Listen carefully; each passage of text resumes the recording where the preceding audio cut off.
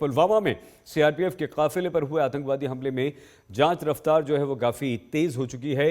अब सेना ने वो दायरा भी तय कर लिया है जिसमें हमले के गुनाहगार आतंकवादियों के छिपे होने का शक है। ऐसा माना जा रहा है कि सुरक्षा एजेंसियां उन आतंकवादियों के खात्मे से बस कुछ ही कदम की दूर पर हैं और वो समय दूर नहीं है जब आपको ये खबर मिलेगी कि उन आतंकवादियों को सेना के हमारे जांबाज बहादुर जवानों ने खत्म कर दिया।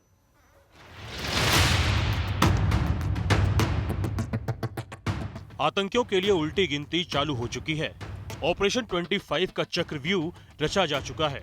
पुलवामा हमले को अंजाम देने वाले कायर आतंकी जिस मांद में छिपे हैं, उसी मांद में मारे जाएंगे।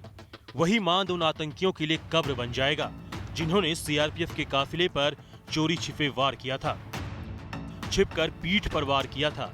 तो अब गोली सेना की होगी, जिस्म एक एक आतंकी का होगा।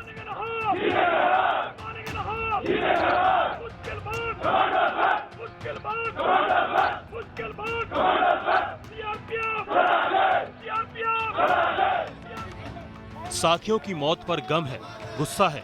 शहादत का बदला लेने की कसम खाते साथी जवान वादा कर रहे हैं कि उनकी आंखों के सामने उनके जिन दोस्तों ने सांसें तोड़ दी, उसका एक एक हिसाब आतंकियों को चुकाना होगा।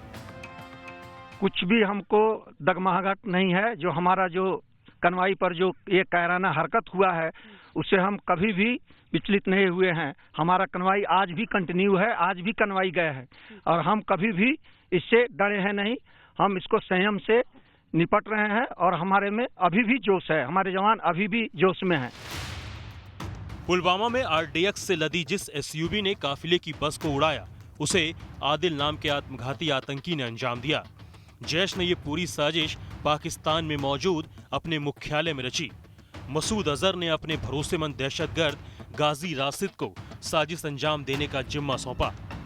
सूत्रों के मुताबिक गाजी राशिद ही हमले का मास्टरमाइंड है और उसका मददगार है कामरान। उसी गाजी राशिद और कामरान को दबोचने के लिए सुरक्षा एजेंसियां चला रही है ऑपरेशन 25। सूत्रों के मुताबिक पुलवामा का वो इलाका जहां पर गाजी रशीद के होने की संभावना बताई जा रही है, उसको लेकर के एनआईए की टीमें भी लगातार टेलीफोन रिकॉर्ड भी चेक कर रही हैं और ये जानकारी है कि इस इलाके में क्या सीमा के उस पार से किसी तरीके के संदेश आ रहे थे। उन तमाम चीजों पर भी एनआईए की टीम नजर रखे हुए है। जी हां, ऑपरेशन 25 यानी हमले वाली जगह से करीब 25 किलोमीटर का वो इलाका जिसमें दोनों आतंकियों के छिपे होने का शक है। 20 से 25 किलोमीटर के दायरे में मौजूद आतंकियों के हॉट बेड पर सेना की पैनी नजर है। ये इलाका पंपोर और पुलवामा के बीच है और पहले भी इस रूट पर आतंकी सुरक्षा बलों को टारगेट करते रहे हैं। 14 फरवरी को ट्रांजिट कैंप जम्मू से सीआरपीएफ जवान श्रीनगर जा रहे थे, तभी आतंकियों ने हमला किया। जम्मू श्रीनगर हाईवे पर पुलवामा में ये हमला हुआ था। हमले के फौरन बाद सेना, पुलिस, खुफिया एजेंसियां और पूरा तंत्र हाई अलर्ट हो गया था। ऐसे में हमले के बाद आतंकी ज्यादा से ज्यादा 20 से 25 किलोमीटर ही भाग सके होंगे और उन्हें आतंकियों के हमदर्दों ने पनाह दी होगी। जांच में जुटी एनआईए के सूत्रों के मुताबिक जांच एजेंसी हमले से 48 घंटे पहले के कॉल डिटेल्स भी खंगाल रही है। साथ ही जैश-ए मोहम्मद के ऑडियो वीडियो मैसेज की भी जांच की जा रही है। जितेंद्र बहादुर सिंह, दिल्ली, आज तक।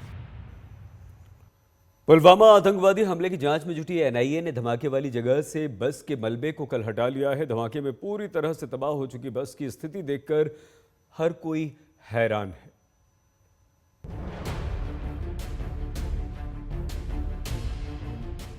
जम्मू के ट्रांजिट कैंप से रवाना हुआ था 78 गाड़ियों वाला सीआरपीएफ का काफिला और रवानगी से करीब 12 घंटे बाद ही वो हो गया जो सबसे बड़ा सदमा दे गया। आतंकियों ने सीआरपीएफ के काफिले में अचानक एक एसयूवी आकर टकराई और जोरदार धमाके के साथ ही एक बस के परखच्चे उड़ गए।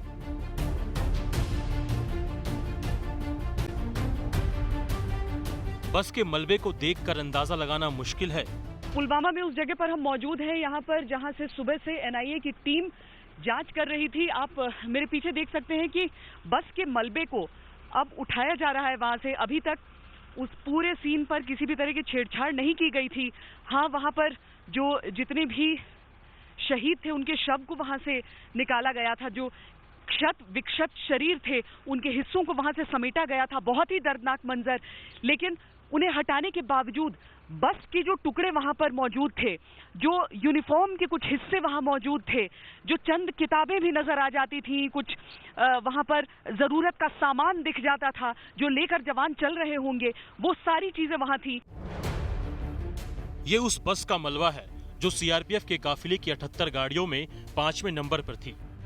यानी उस बस के आगे 4 और गाड़ियां थी जिनमें जवान अपनी ड्यूटी निभाने जा रहे थे। पहली गाड़ी से लेकर आखिरी गाड़ी यानी 78वीं गाड़ी तक सभी में जवान सवार थे। दोपहर करीब 3:30 बजे का वक्त था। जवानों का काफिला जम्मू श्रीनगर हाईवे पर आगे बढ़ रहा था।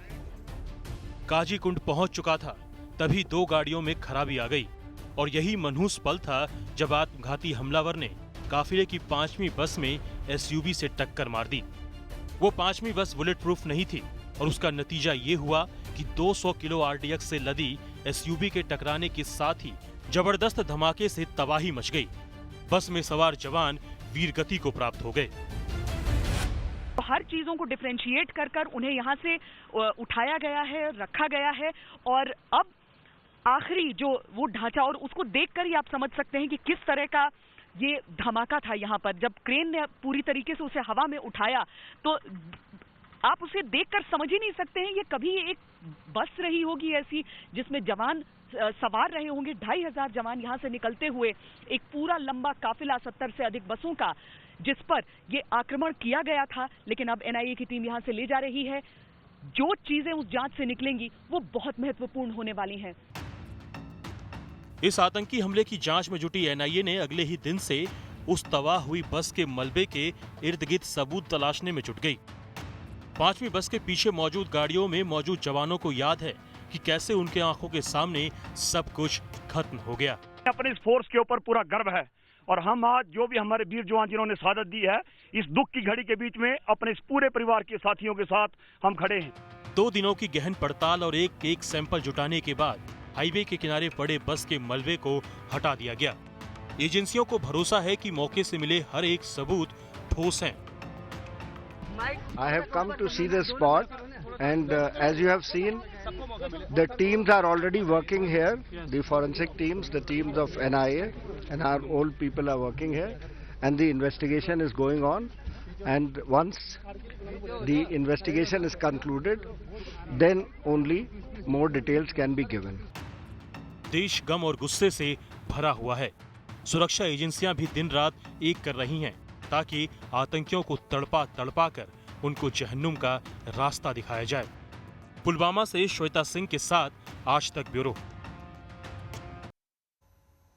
पूरा देश गमगीन है लेकिन दृढ़ प्रतिज्ञा भी कर चुका है कि इन आतंकवादियों को बख्शा नहीं जाएगा।